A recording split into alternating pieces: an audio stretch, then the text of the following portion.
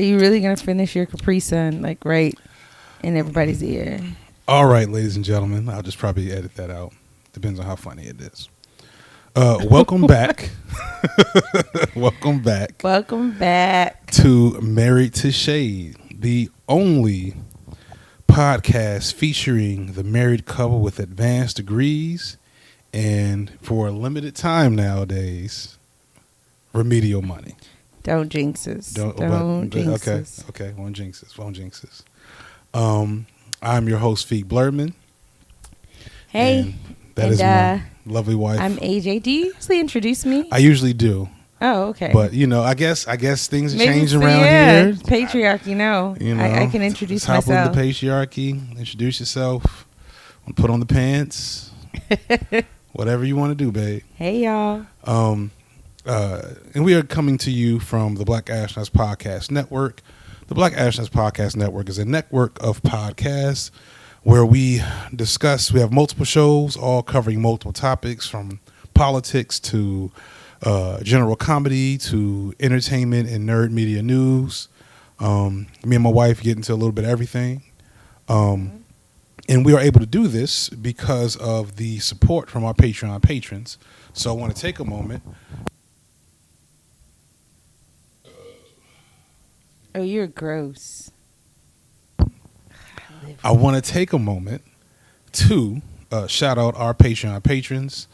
That is Nutella is Life, Sadita H, Kenneth H, Justin C from My Do It For Hip Hop podcast, DeAndre, Veggie Vixen, Ronald B, V Williams, Feeks Beard, Peter H, Pasto Chine. It's not funny anymore. It's really... It really is. It's not funny anymore.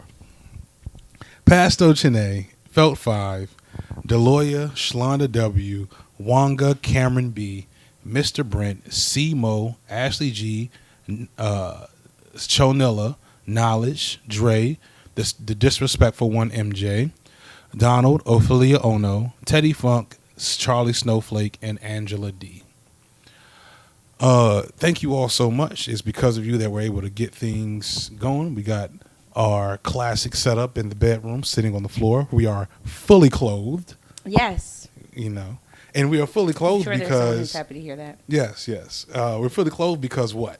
What's the big difference about the house right now? Oh, Nana's here. There's a grandmother in the house, and it's amazing.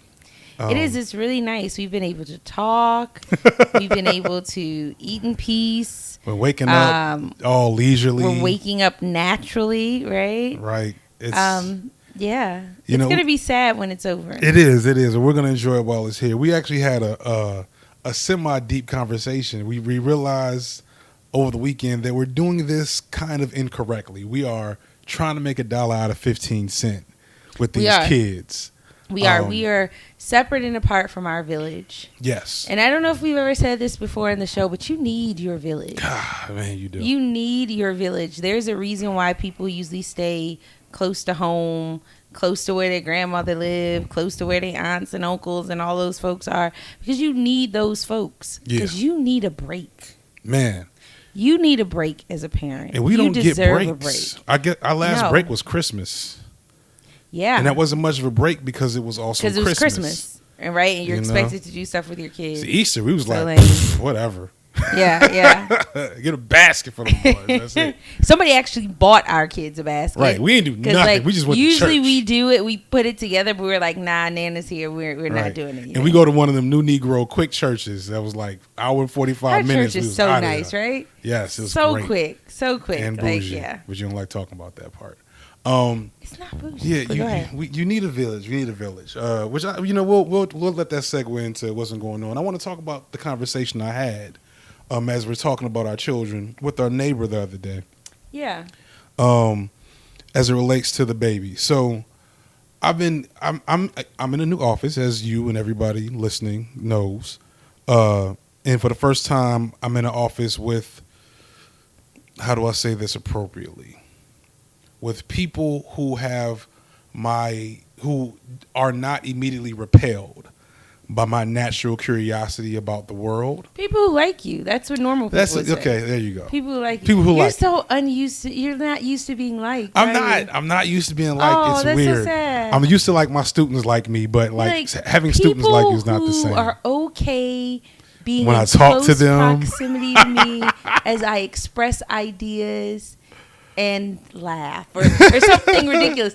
Like, yeah, you're just like, yeah, it's weird. But anyway, so a lot of our conversations at work revolve around generational changes and things. A lot of our conversations together tend to fall in there sometimes. And so our next door neighbor, who is a young Xer, he's a young generation Xer. okay, Very accomplished, very very intelligent, kind of a savant in his lane.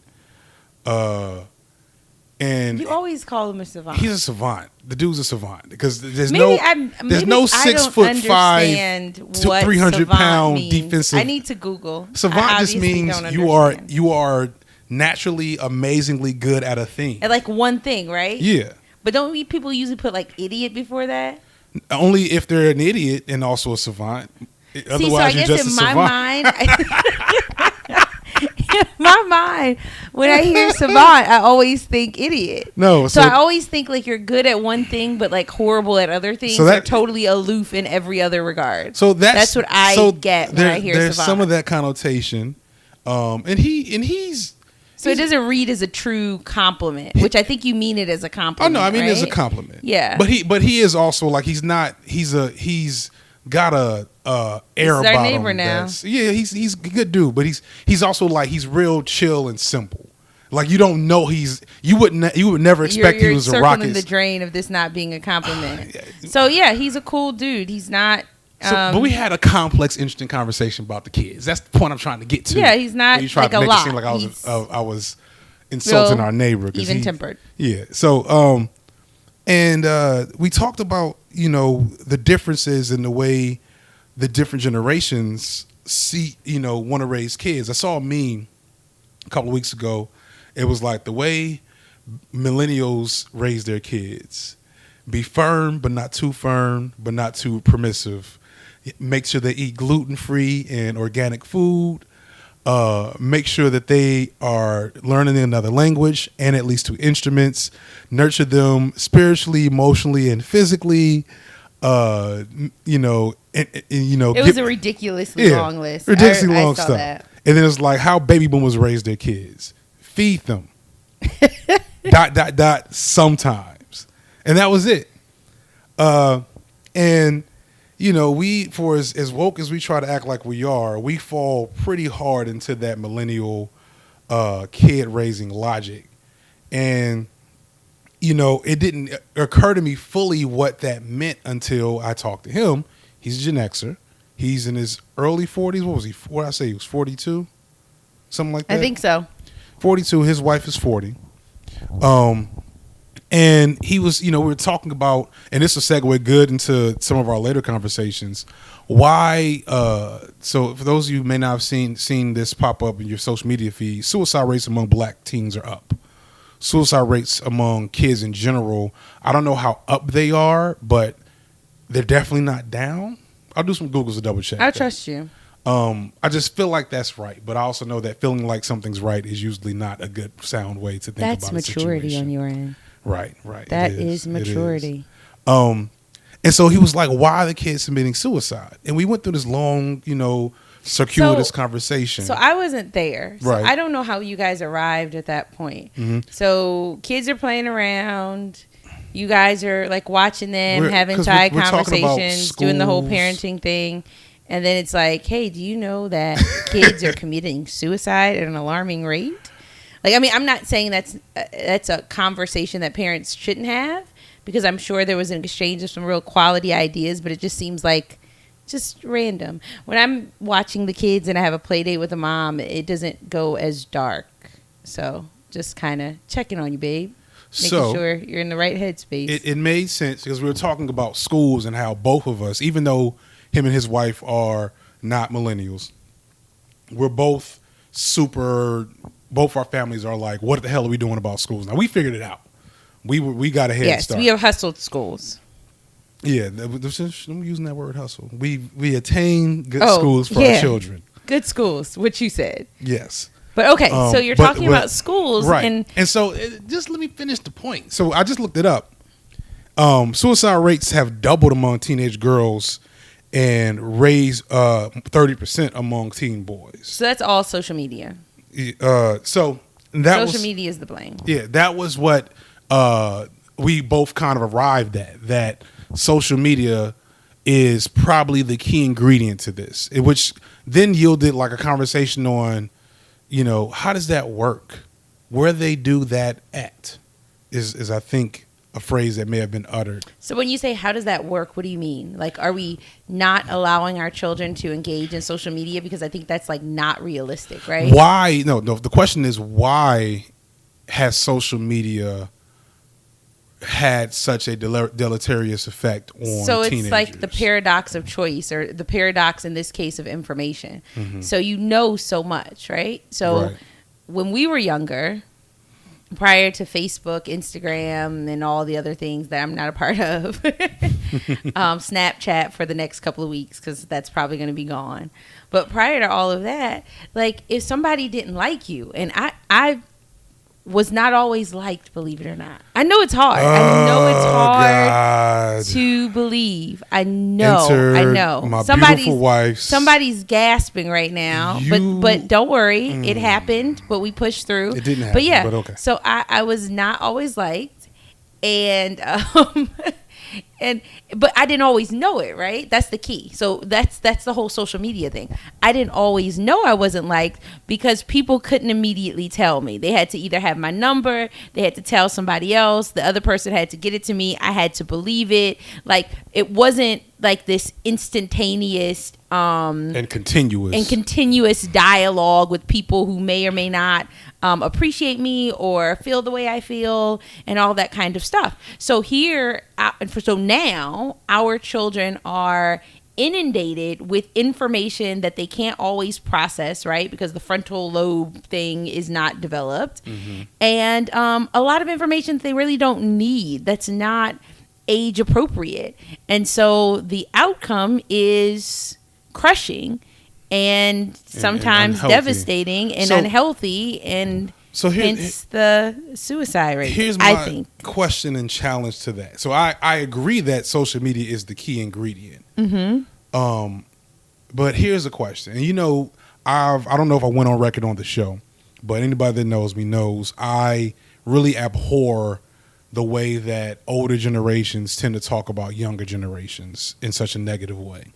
Because if you look at the statistics, the younger generations are better than us in almost every way possible. As they should be. As they should be. But, because they're different and because we don't get them, we tend to disparage them. And the millennials like a four-letter word in the workplace in some spaces. Yada, yada, yada. I mean, change is hard. Right. It's hard to watch things change and evolve and understand. And, reminds you of your mortality. Yeah. Right? Your understanding of the world. And so you try to push back. Yeah. Your understanding of the world is no longer centered.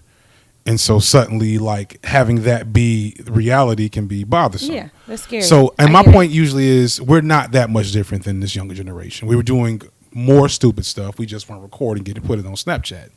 However, if you were to ask me if our generation had social media like this generation does, I don't think it would have the same result in terms of like suicides and stuff like that. I don't think that's fair to say. It's such a biggie, right? It's such a big variable that I don't think you can, like, first of all, because we are millennials or zennials, like we're right at the cutoff of, we just miss being Gen Xers, and we're greatly influenced by the way Gen Xers think, right? So we're this hybrid. Like, I don't think, I don't think you can say. I mean, it's hard to say. But that's just where my head goes, and that may be my generational bias. But either way, here was the takeaway I brought back to you after the fact. So one thing that I eventually said to him was I talked about probiotics. And so for people who are not assholes, probiotics is a new thing. Probiotics have only been out for, they've been popular for maybe about a decade. I feel like is when they've become like a thing to take for vitamins. It helps with your digestive system, Yeah, and your gut. it's like good germs. It's Good basically bacteria. just germs. It's basically just germs. It's taking germs in the pill form. And I don't think we would have needed probiotics 100 years ago. Now, of course, we would have also died from polio. But probiotics didn't need to exist 100 years ago because the food we ate was less sterile. So I see where you're going here. So we're creating an environment that is sterile. We are weakening the emotional immune systems of our children by being so good to them. So it seems kind of good to say, but I don't know that we're being so good. So yes, there's a lot to laugh at when you think about how millennials parent, right? It's so much. The questions you get asked when you're a parent on the playground are like way too complicated. Like first understand that you act like I don't ever remember my mom talking to any. I don't remember my mom being at the playground. So my mom was at the playground. She was. My mom was at the playground she was all also the time. Stay-at-home mom. But it was like, well, for a second. You know, not all the time. She went back to the lab. For a second. But, you know, but her conversations, at least in my memory, were very like fluff and very friendly. Like, if you're a parent out there, you know, you can go to the playground sometimes or go to school functions, and it's like mental sparring. Job interview. Yeah, it's a job interview. It's like, what are you doing for this? What are you doing for this? What do you know about this? Where are you taking your kid for this? Does your kid do this? Like, it's way too competitive. It's too much. It's too much, right? You must drink your coffee before going to the playground, or else you're just going to become overwhelmed and probably have a breakdown because it's just like literally that much. No exaggeration. So I get it. Like, millennials, by all means, poke fun at the way we overthink parenting. And I'm sure there's some adverse effect. But I think that nothing compares to the adverse effect of unmonitored social media engagement and influence. But what that comes down to is... go ahead. No, I'm sorry. No, go ahead. What that comes down to is... So... As hard as it was for you in high school, being the gorgeous lead cheerleader, talented singer, theater person that you were in high school, dating the anybody who's listening to this knows theater kids are not well. The number you weren't that type of. You weren't a theater kid. You were an actress. It's a fucking difference. No. My wife has IMDb entries. Stop. Okay, you're just doing too much right now. You're too much. Your high school boyfriend was the number 4 recruit in the state of Louisiana. How many shout outs have we given him in this show? It's because he's a great topic for like comedic he's like mind the third member of the show. All right. But anyway, go ahead. Anyway, it was much harder for me is what I'm saying. And at no point in time did I consider suicide because I had more resilience than that. And you had reprieves. You had time off. You would go home, and after having a rough day of school, you would play a game. These kids can play video games all day. They got games on their phone. They got games on their computer. Yeah, they can play games, but alongside those game apps and systems and all that kind of stuff, still people in your ear saying you're a fucking asshole. Yeah, they have. Of course, you have pop-up messages, all the time. So they have no reprieve. There's no moment for clarity. There's no moment to prioritize and to just, separate yourself from the noise. There's no moment for that for adults. Like, more adults have mental health issues. So maybe, I don't know what the statistics are. These statistics are not things I like to look up in my free time. It'd be interesting. I'm going to look it up for adults in a sec. I want to real quick read. But I'm sure, there definitely is a correlation between social media and mental health outcomes for adults. Probably. But, and not just social media, like our just general connectivity. Yeah. Like, we don't turn off. It's toxic. It really is. It really is. I really want to just... People are toxic. People are toxic. Speaking of which, so y'all know I'm a Tekken god. At least in my age group. I'm willing to say I'm the best Tekken player with kids over the age of 30 in the world. I say that. All right. Maybe so. You I put in feel a like lot of work. I feel like that's You true. put in a lot of work. So I'm going to give that to April you. Fool's at 9:58 this April 1st, after beating some kid with problems, he sent me the following: garbage bitch ass scrub, desperate bitch ass panic spamming pussy, trashy ass coward, scared ass bum, takes no skill you to use, already cheap to use, scrubby character, you weakling. He sent all that in a minute. From at 9:58. That seems like a great release. Like, I hope that kid felt good after that. You know what happened though? I blocked him, and I know it made him so angry because he wasn't done. He would have kept going. So to be 14 with no parental supervision. Man, Beautiful message, kid. And ironically, so we're doing all this helicopter parenting. How are these kids getting bullied on social media with all the fucking work we're doing? Parenting is not real parenting, and it is for appearances. The reason why people helicopter around their kids is they don't want their kids to say, do, look, feel, touch, whatever, something that makes them look like an inadequate parent and makes them look less than whatever they're trying to put out there. So they hover so they can control. And we're all guilty of it. Like, I mean, I helicopter parent in certain environments, but I understand why I'm doing it. It's not because of some like love of my kids as much as it is just to make sure that we are moving in the way that people expect us to move in the space that we're in. So helicopter parenting and like real true oversight of your kids and like real true parenting are like two different things. Totally. Makes sense. Well, even still, I thought that there was something to think about in building up emotional immunity. We have one son who is very sensitive, and one son, at least at this early stage, seems very resilient. And we are constantly managing the other son's sensitivity.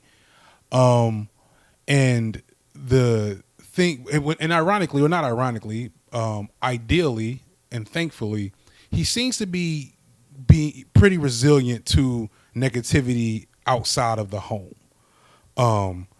But the principle of building up an immune system is that you have to get a small dosage of the disease, and then your body will adjust to it to make you stronger against it the next time it comes. So what I'm saying is, punch your children. I was wondering, I'm like, where is this going? I mean, so, it's obviously not an exact science to raise healthy children. Did I use that phrase correctly? I think so. Okay. So it's hard is the bottom line. And our son was walking into school the other day. He is going, or next year, he'll be going to kindergarten next school year. So end of this year. And he's really excited about it. And we started to talk about it at home because he's really enjoyed his pre-K year. So we want him to, trying to prepare him for the change and any kind of angst he feels about the fact that he won't necessarily be in the class with the same kids, all that good stuff. And so he's in a big kid mode. Like, he's realizing, he talks about it a lot. I'm going to kindergarten. So we're walking in school, and initially when he started school, started pre-K, he didn't want to carry a backpack, and it wasn't required. We bought him a backpack. We wanted him to be extra cool. We did some other things to make him cool, which I think we talked about on another show. Right. But we bought him a backpack, and he just wasn't having it. He was like, I don't need that. I don't have homework, whatever. Now he wants to carry his backpack, and the other day he put his thumbs in in the straps, right? In the front, in the straps.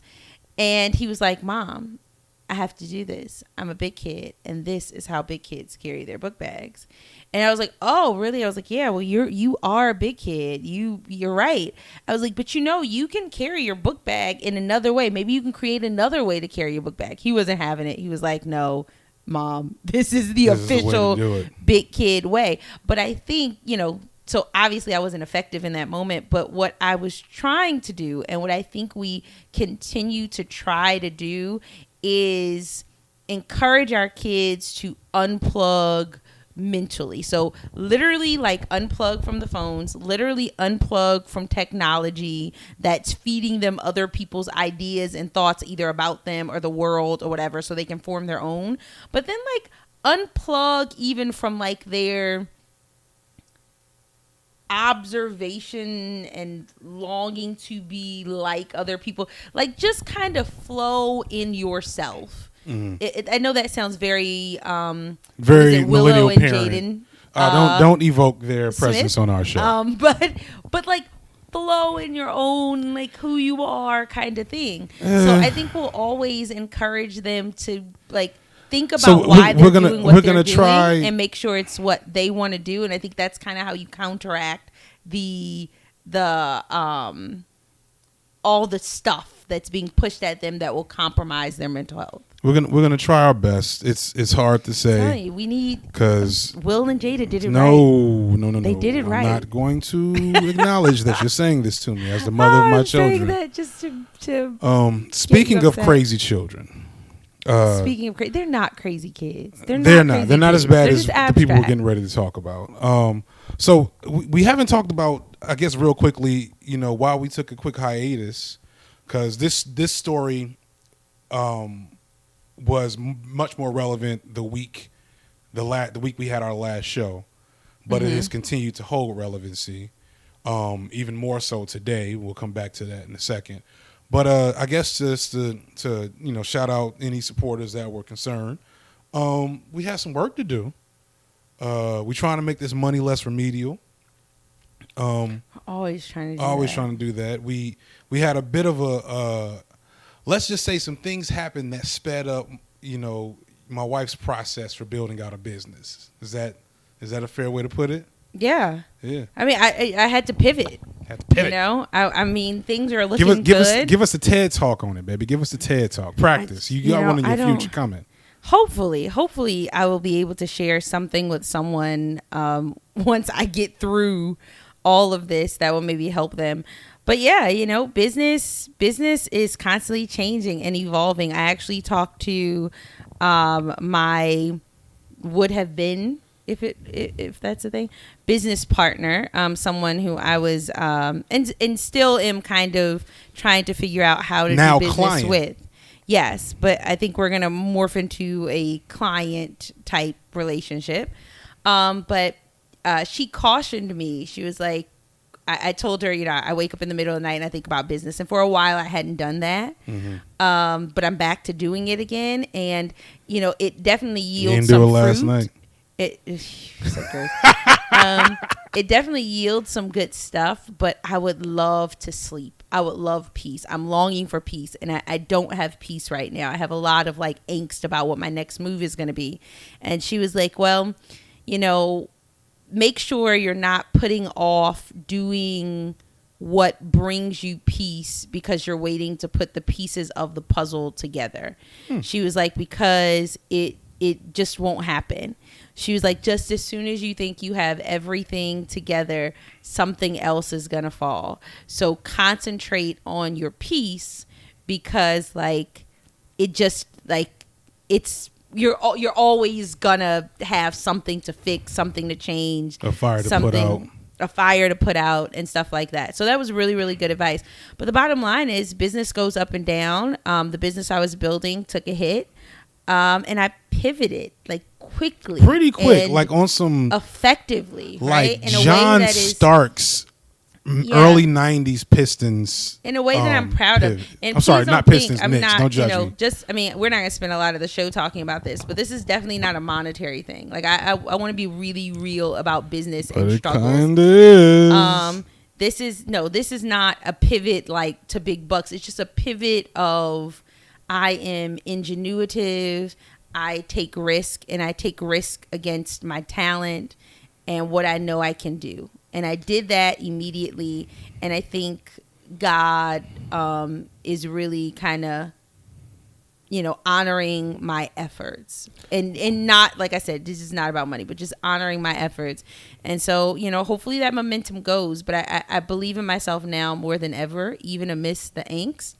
And so I feel like if I have to pivot again, I'll be able to do it. I definitely will be able to do it. celebrate you, and that's why I want So to yeah, take but a it caused moment us to take a break. It caused us to take a break because I was pivoting and I was in a zone, and I was obsessed with figuring out that move.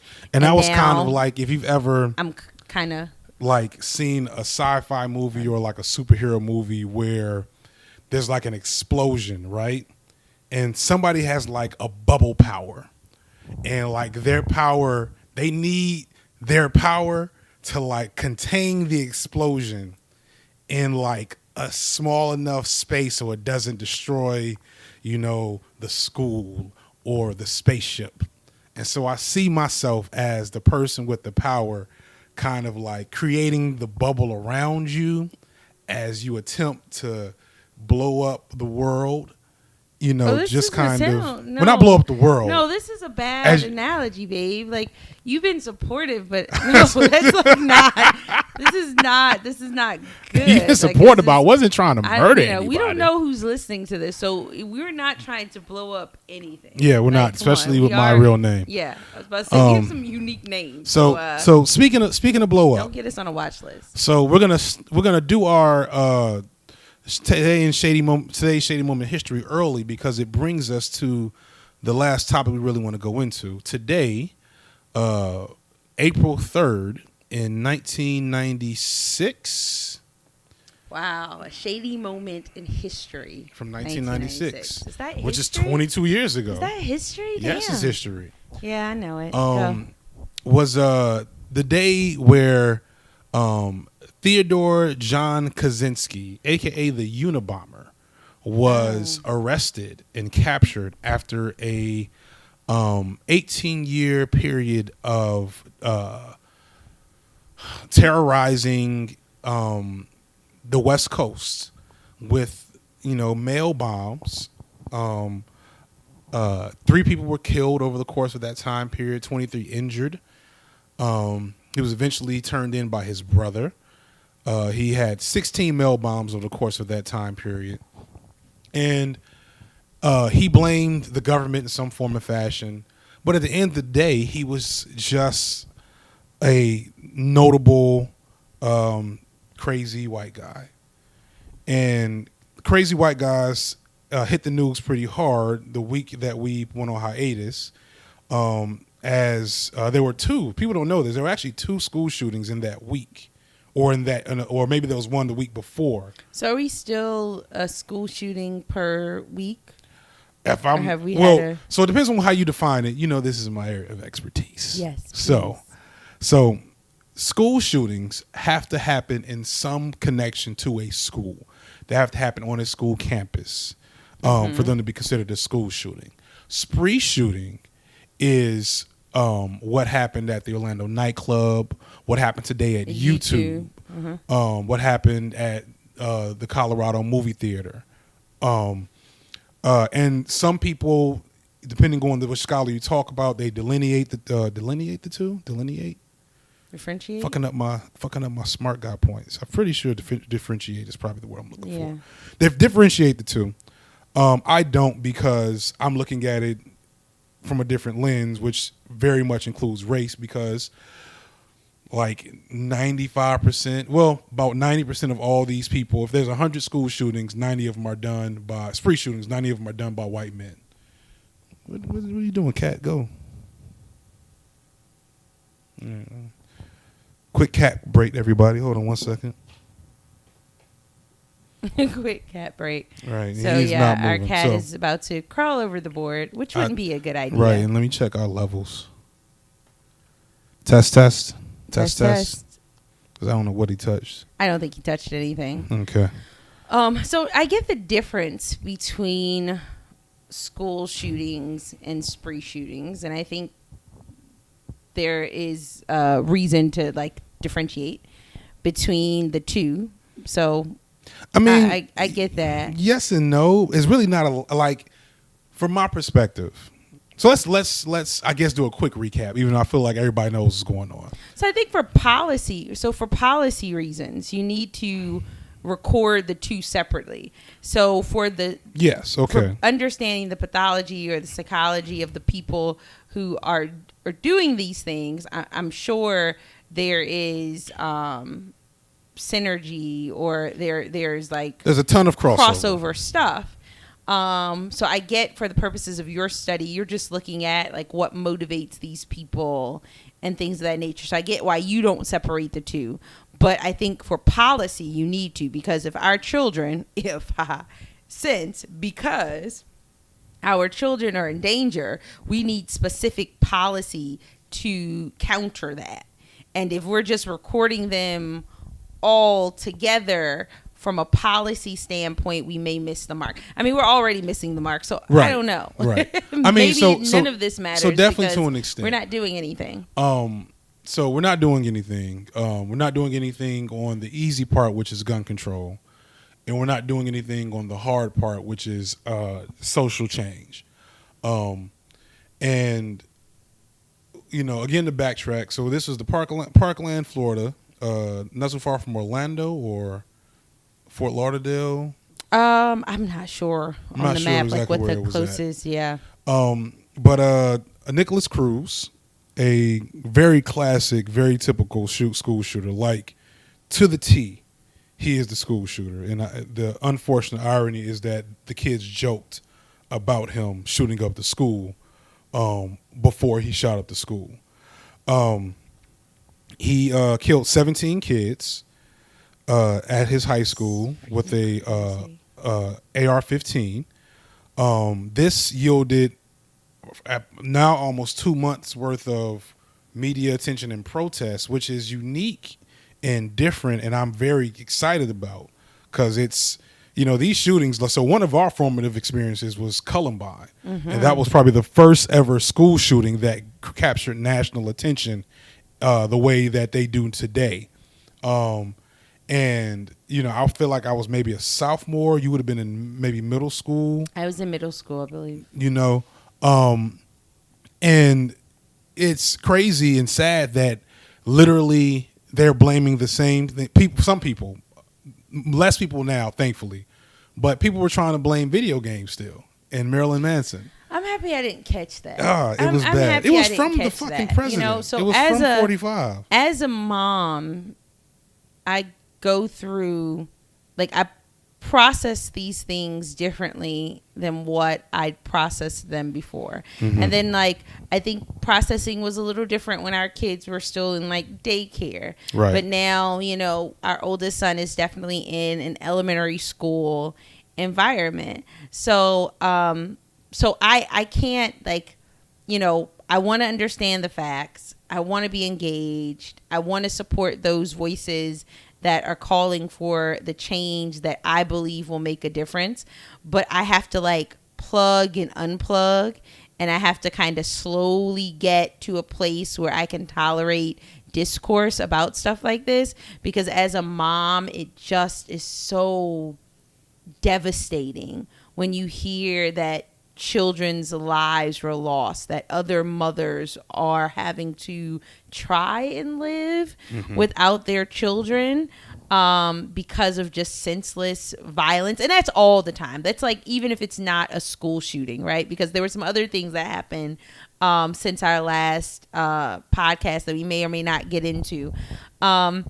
So I wasn't there for the dialogue about video games or music being the cause, and I'm happy I wasn't, because it's ridiculous. That's absolutely it's really ridiculous. Bad. Another thing that's really bad is the way we talk about bullying as it pertains to these situations and these issues.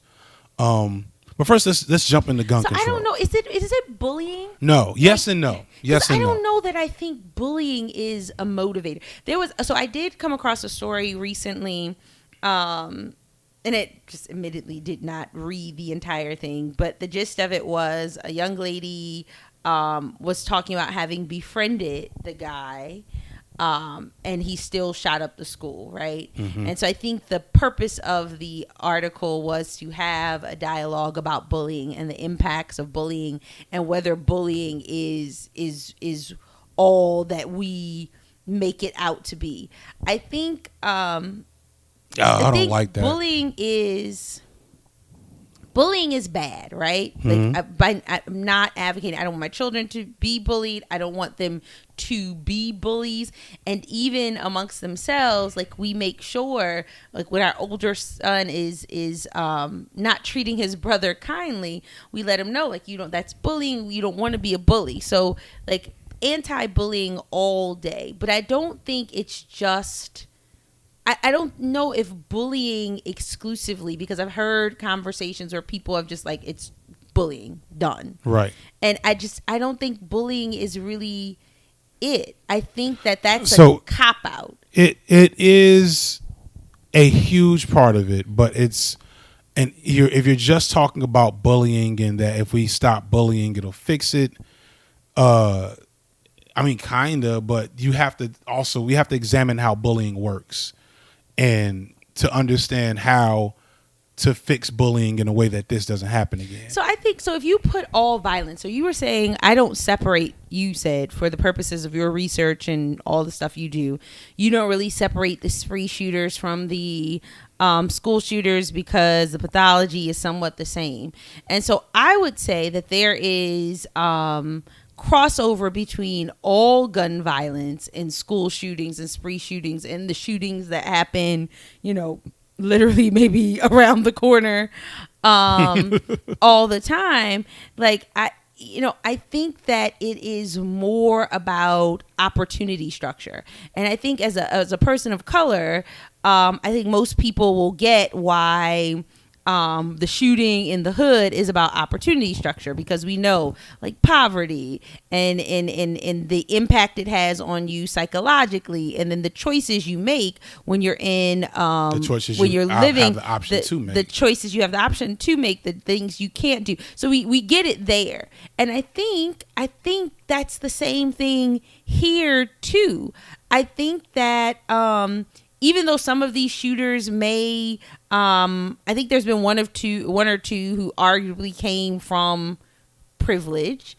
But so economically, it runs the gamut for the most part. Economically, yeah, I think it's. Are you agreeing? I think it's an opportunity structure. Like the guy, So are you saying that? Are you trying to say that poverty is a indicator? No, I'm not trying to say poverty. I'm just trying to say it's not bullying. It's all the shit that's going on around these people that bring them to this point. Like, I don't think this guy may have been bullied, but it seems like he was more of a bully than a child getting bullied. But even still, like, he had lived through some really damaging occurrence. Like, he was, he did. He was essentially like an orphan. I don't know if orphan is the real word, but he was living with a family that wasn't his own. Because he wasn't, because I don't think either of his parents were either equipped or around to take care of him. Yeah. So I mean, just some and really then his foster parent, and then his foster mom died. Yeah, that doesn't justify. I think it was like friends of the foster mom. Yeah. So it doesn't justify the crazy, insane, horrible thing he did, but I think you can't ignore all that and be like, oh, he was bullied and this is bullying. So yes and no. So here's the thing that needs to be clear. From what I've seen, the biggest predictor the key ingredients of all of this is whiteness and masculinity. It's not opportunity structure. The Columbine kids came from privilege. The San Bernardino shooter came from privilege.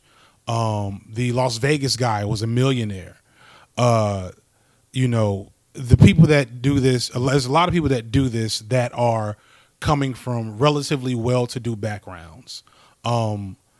It's not about whether or not a kid has a ton of tragedy, although that is a strong predictor.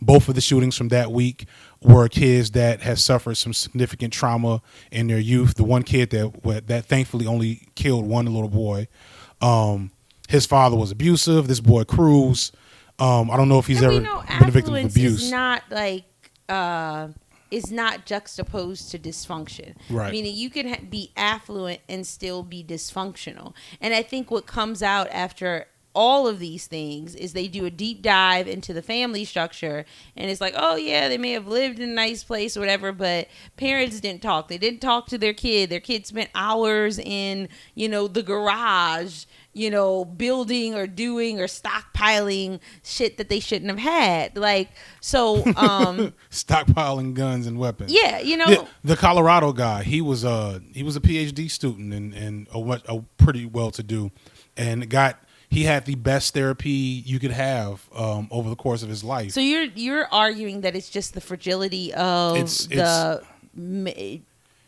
the white the key ingredient is white male mind fragility. State. Okay. That is what it is. So let me give you my thesis in a nutshell. Because in saying that, I'm challenging people that are agreeing with me to also recognize a slight form of complicity that we all have in kind of creating this monster. And it's an uncomfortable truth, but it's where I see it. Woman, I'm and feel free to fight me over it, because maybe you can contributing to the fragility of. Well, it's not. You're not contributing to the fragility, but it's the way we handle white male fragility is irresponsible, dysfunctional. I'm not sure. Oh gosh! So now I have to be responsible for that. Okay, tell me what I have to do. So I'm not saying that. I'm not saying you have to be responsible. But there's room for improvement in the way we respond to these situations. So here's the basic gist of it. So you take a Nicholas Cruz or Dylan Klebold or Evan, whatever dude's name is, or Elliot Rodger, going on down the line. Even the black ones, Meta Sepultura, which is the guy that shot up the police in Dallas. I don't know. I don't try to remember their names. Well, I don't think they deserve I remember all their names, unfortunately. Yeah. A lot of them. So here's how bullying generally works. You have a kid who, for whatever reason, male or female, is socially marginal. Now, the most consistent targets of bullying are the people that are most consistently socially marginal. So we're talking about people of color who are surrounded by non-people of color, LGBTQ people, people who have disabilities, things along those lines, people who are economically disadvantaged, anybody who has an absence of a certain power or privilege among that powered and privileged will be a target for social marginalization. Social marginalization leads to ostracism. Ostracism makes you an easy target for bullying. Once you've been bullied, it creates this alienation and dizzying effect on the individual. They attempt to struggle against their bullying status, which usually makes things worse, making them more socially ostracized. It becomes a cycle, yada, yada, yada. Here's what happens in the best case scenarios of bullying. A kid who is socially ostracized will find a alternative community and recreate a sense of connection and camaraderie among those alternative communities.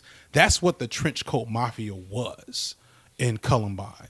Was when people say these folks don't have friends, it's not true. They do have friends. Here's the problem when it comes to these cishet white men. So if you are a black kid or a more specifically these days, a gay kid who was bullied, because somebody pointed out very pointedly that black kids don't shoot up schools, gay kids don't shoot up schools, disabled kids don't shoot up schools, girls don't shoot up schools. That's why it's not only people that shoot up schools are white boys. The majority of people. The vast majority. Yes. It's a pretty strong majority. Ironically, and here's where a big kicker comes from, which is why it's connected to masculinity. Who is the second most? You know this, but I want you to say it because it makes me feel smart. Who is the second most? Hopefully, I know this. You better know this. What racial demographic is the second most likely? I don't know about likely, but second most likely individual to shoot up a school? Asian American men. Yes. Asian men are responsible for a disproportionate amount of spree shootings. And you were just talking about today, there was a Chinese student stockpiling guns at his college, getting ready to suit it up. Yeah, that was deported. Yeah. Yeah. So here's the thing I'm trying to get to. When if there's a gay kid at school right now, and this is not at all to compare the plight of gay kids to the plight of heterosexual white boys. However, there's one minor advantage. If a gay kid is ostracized at their school, the alternative spaces that they can escape to are not inherently toxic. There are some awesome organizations, communities, and just camaraderie within the dialogue of LGBTQ communities. But when white men are rejected, they only go alt-right. Yes, yes. Or neo-Nazi. There's no way, there's no place else for them to go. There's nowhere else for them to go. And there's no, and here's where I say we have to at least reevaluate the way we respond to it. We kind of require that. They are not allowed in our spaces, and rightfully so, but they're also not allowed to consider the space they're in to be toxic to them. So I'm so conflicted because as a mother, because everything you you're saying makes sense. I'm like, okay, then let's be try nice to to that create one kid a we don't space like. for them. And then as a black woman, right, because we're grouping all these folks together, both the spree and the school, I'm conflicted because I'm like, I don't want to do this work. Like, I'm always challenged to do extra work for people who don't do extra anything for me. And I know that's really, really petty, but that's like the internal dialogue I'm having. Like, okay, I have to create a space for you now. I've long since recognized I'm very unique in my tolerance for fuckery, for as quote unquote woke as I am. It's something that's brought me conflict among it goes back other communities. It goes back to, I think, the helicopter parenting conversation we had. So I like the motivation for helicopter parenting. And I don't know, I haven't talked to any of the white mothers we know about this. Don't know that I will. But I'd imagine that we definitely have different motivations in most spaces for helicopter parenting, right? I'm protecting my kid. I kind of lost how I thought best to present this, but basically I think that the motivator for white mothers in helicopter parenting their white sons is to prevent them from the discomfort of everything yeah, and rejection. So I helicopter parent my kids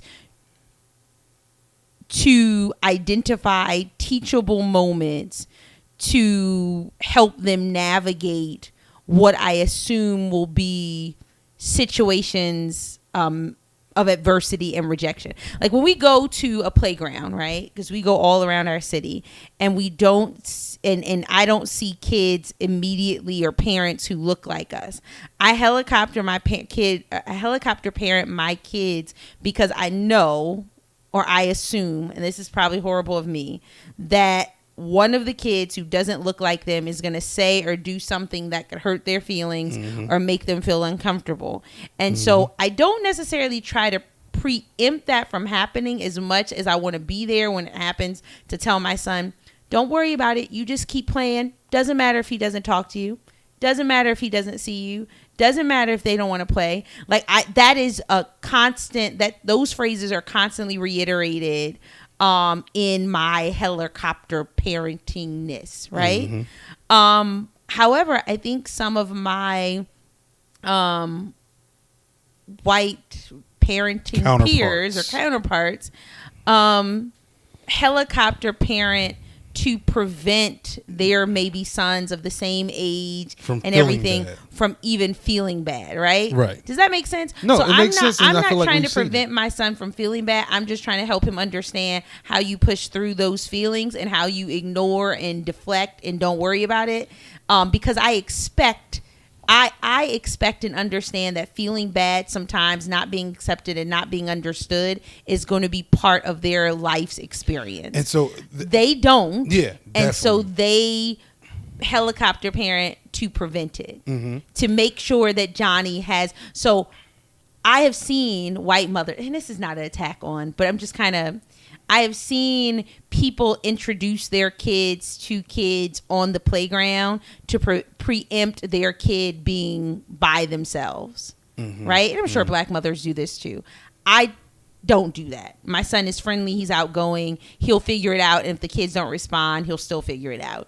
And so I'm just thinking how there's a correlation, right? When you say we need to give a little bit it's not give. I don't want to. Or not give. Because I don't want to diminish. You said something about like vaccinate. You made it like a vaccination. Oh, yeah. Parallel. Build up the immune system. Build up their immune system. Emotional and immune so you system. have to like expose them to a little. I think like, yes, we can build a safe space for these men, but they also maybe need to be exposed to so a lot more. It's a very complex, toxic, and problematic plan of action that we need to figure out. Because I don't want to diminish this. I'm sure we may have even lost a couple of people 5 minutes ago. I don't want to diminish the fact that I'm well aware of how white male privilege works, and that the impetus for these actions is what they see as a violation, which is really just a removal of their white male privilege, if that makes sense. Almost all of these events happen because a white male feels like they've been violated. If you read their work, their literature, which I have, then you see that they, blame society for treating them wrong, or they want to get back at society, and they're going to get back at all the people who bullied them and didn't understand them.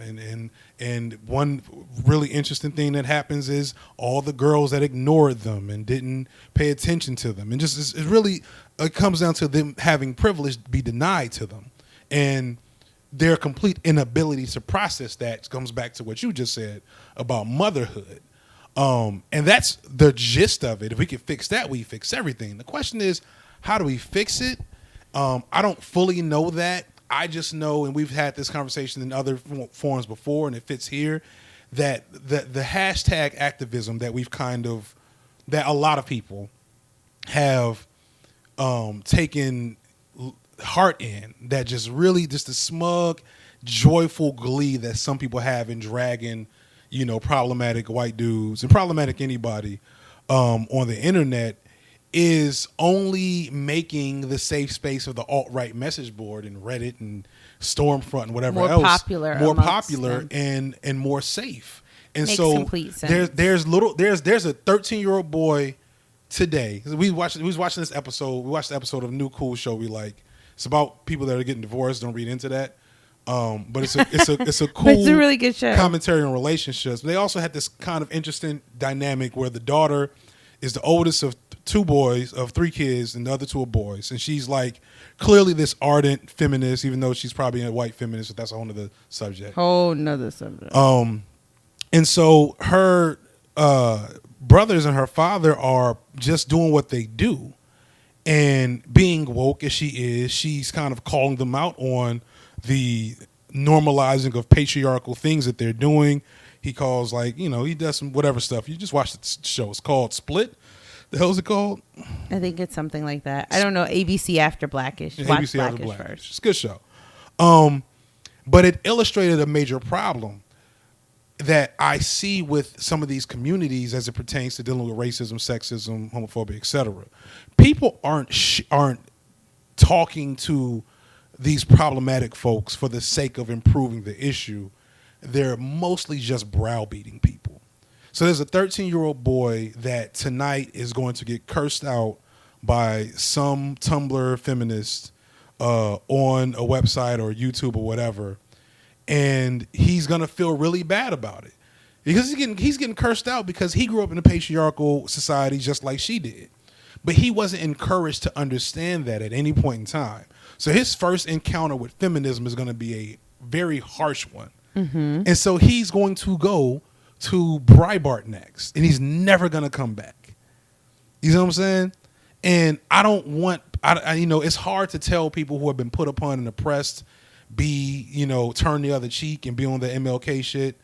Yeah, it's very hard to hear. Especially now that you don't have to. I'm processing everything you're saying, and I agree with the logic you're using, right. But Fuck that shit. I'm definitely struggling. I'm struggling with all of the allowances and the courtesies It's not out. I have to extend to people who are sometimes difficult to deal with and historically have not returned the favor. When you bring it to our children and protecting them, like it moves me in a way, but I definitely struggle. Well, I don't expect that my attitude and theory towards this to suddenly just change the paradigm. I hope it adds to the dialogue of altering the paradigm a little bit, because I feel strongly that what I'm saying has a lot of validity, and yeah, I mean, otherwise, because like today was unique in that the shooter was a woman, so I'm interested in seeing that story fully come out. But today, there was a shooting at YouTube of all places, YouTube's headquarters in California. A woman shot 3 people, then killed herself.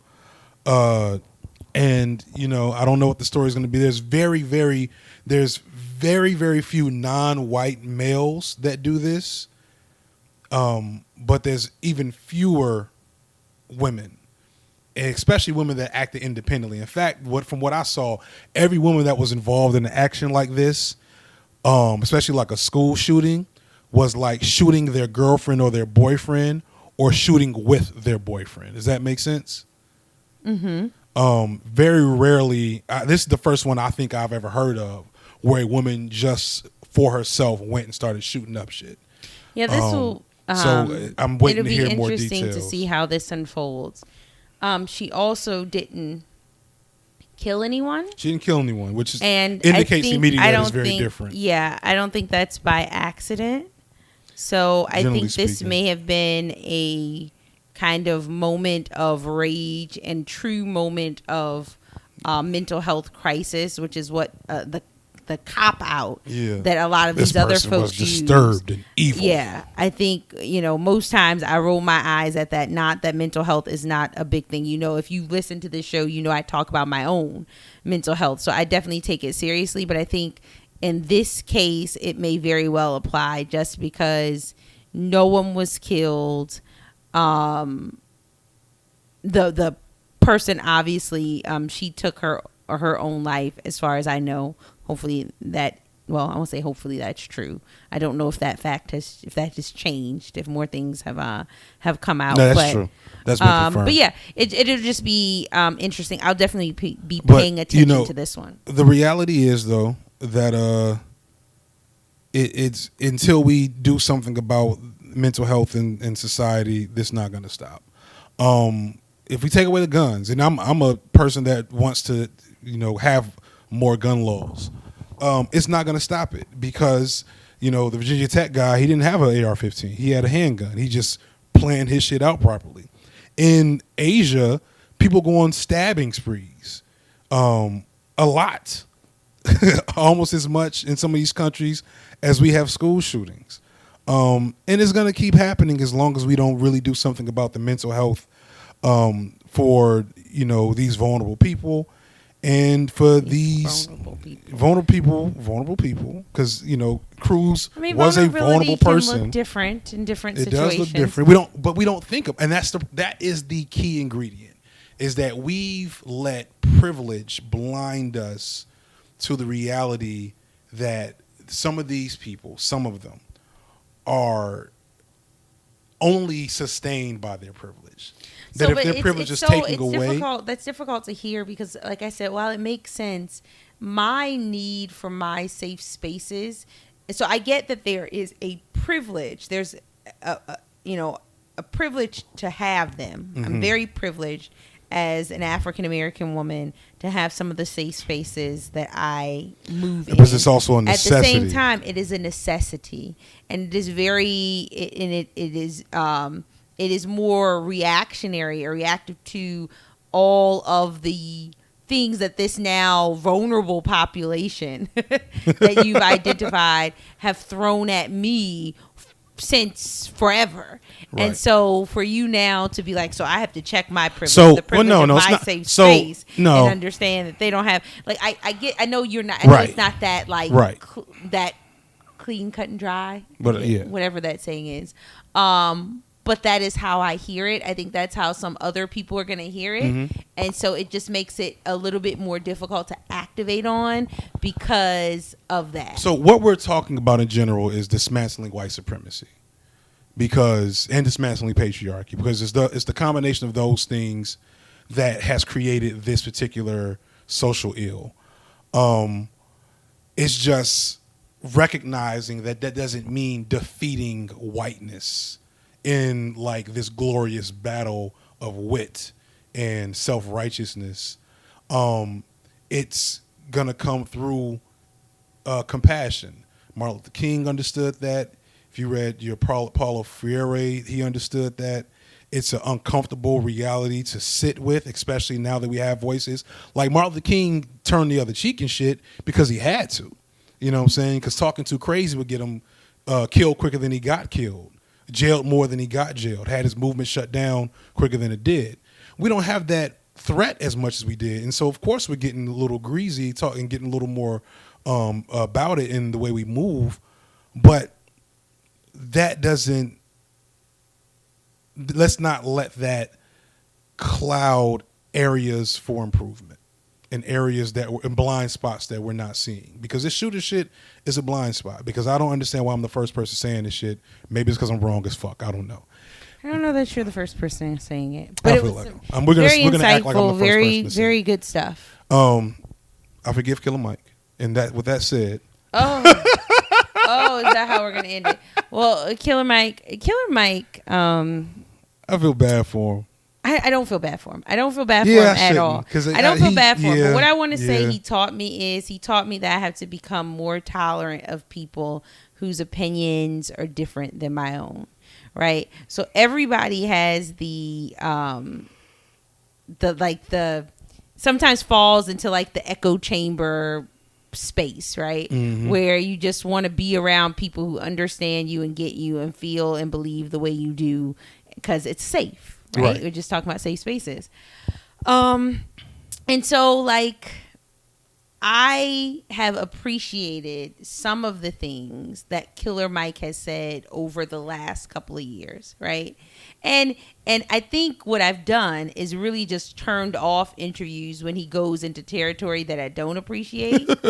And so when I heard the part of the interview, because I did not listen to his entire NRA TV interview, but when I heard what I heard, piece of it was like devastating. And I wanted to throw Killer Mike away, like just throw him all away, just get rid of him. And then I was like, nah, because I remember he said some stuff that I appreciate. So damn, I have to be tolerant. So if he did anything positive, he taught me personally that I have to be tolerant, because my first instinct was to like throw him away, because Killer Mike is extremely intelligent. He is. He's way smarter. Whether you agree with him or not, he's extremely intelligent.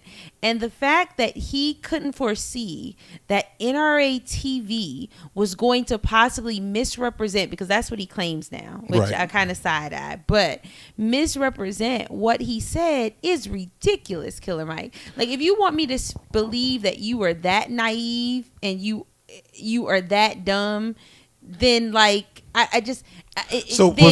what Killer Mike's problem is he's a smart hood nigga, and being smart in the hood can give you Dunning-Kruger effect.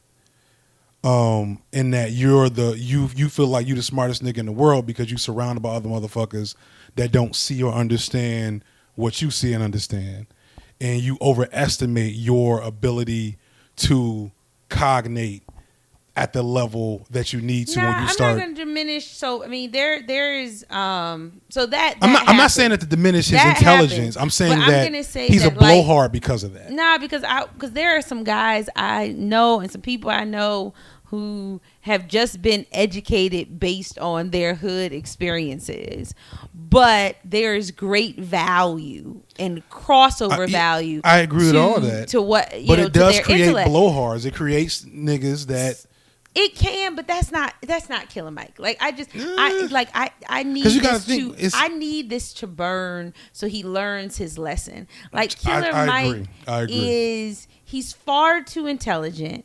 Like regardless of what he feels about guns, and I always have to say, like, I don't know how when African Americans have license to carry and still get shot during routine traffic violations, when the government has drones, they don't even have to show up to the battlefield and they can zap your dumb ass in a moment. I don't know what having guns is going to do for us, and he still has to explain that to me. It sounds good, but it's not. Like he missed it. Like it's stupid. It's stupid to me. However, but you just said he was aside intelligent. From that, stupid. Well, intelligent people can do some stupid. I marry you. Agree. Right? Agreed. Come on. Agreed. So like intelligent people can do dumb things, and so I can forgive him or ignore the fact or sit with the fact that we disagree on that issue. But we agree on so many, and so I can back him and stand with him in other areas. This, however, it's like, dude, this goes beyond our disagreement about guns and policy and gun reform. This is just stupid because you should have known that this platform wasn't going to be like, let's honor Killer Mike's voice and make sure that we put out all the content and put out everything the way he said it, and let's make sure we don't sensationalize the interview or his willingness to have a discourse with us by releasing it on, a specific day and all that kind of stuff. Like it was just such a misstep on his part. He should have known better, definitely, if his music and his talk is any indication. But and then he like some of them too, like Killer Mike. If you're gonna but Killer Mike's had a couple of moments. Keep that same energy though, because he got on. He made a statement about not wanting his kid to walk out of school. If he walked out of school, walk out of my house or something, just ridiculously ignorant, some stupid shit. It's a dope line. And should have just been put on music and not on NRA TV. But he said that, and then he was like, well, I wasn't saying that about the march that was going on, because the march, was going on that day. This was taped earlier. Also, his son is like failing algebra, and what he meant is he wanted him to be in school because he's failing algebra or something really like that, which is incredibly stupid, because we all know that there was National Walkout Day, and I do believe that the interview was done around in close proximity, around the time that National Walkout Day was being talked about and planned and plotted and all that kind of stuff. So no, he was not telling his kid don't participate in the march. I do believe that is true, but I do not believe it was not true that he was telling I do believe he was also telling his child, do not participate in National Walkout Day. And it was just that this interview was released during the march. And so I think like he tried to weasel himself. He took advantage of the less intelligent demographic that sometimes hangs on to his word and follows him, and tried to wiggle out of this in a really dumb way. And so not only was I hurt that he did this, I was hurt that he thought, as a former supporter of his, that I was so stupid as to think that his justification for what he did made freaking sense. So it was just like, ugh. So I just need him to sit down for a second. We're going to work it out. It's like my relationship with Beyonce. We're going to work it out. Well, look, I can't wait till the next Run the Jewels album after this shit. He's going to have some fucking flames. LP needs to figure out another... No. Killer Mike is on timeout. No, I don't. No studio time. I don't put you on timeout for much, and it's definitely not for showing your dumb ass. Because he had already lost points when what did he do? He did something that was dumb. Who did he defend?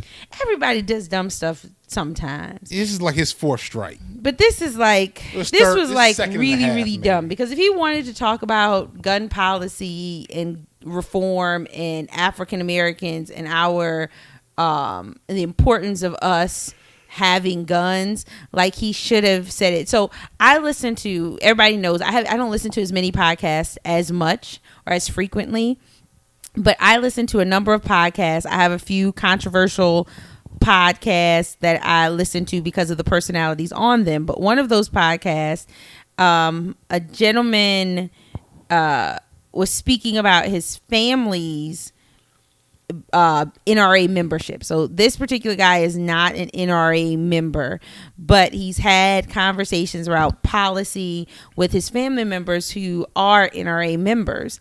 And what it always gets down to, he said, and this was a white guy, he said, is they really just want to protect themselves against people who look like you. And he was talking to a black co-host, I guess, of the show.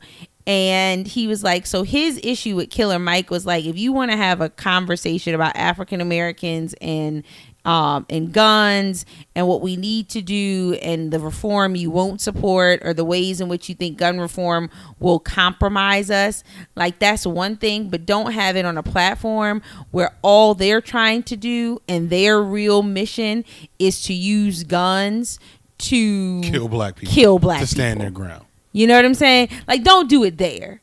You know what I'm saying? Do it someplace else. He could have very easily gotten a platform elsewhere. Yes. And he said some of this stuff elsewhere. And we've been like, oh, that's just Killer Mike doing his little crazy speak in the midst of his, but Run the Jewels, though, intelligent grind time rap game, bang, bang, bang, you know.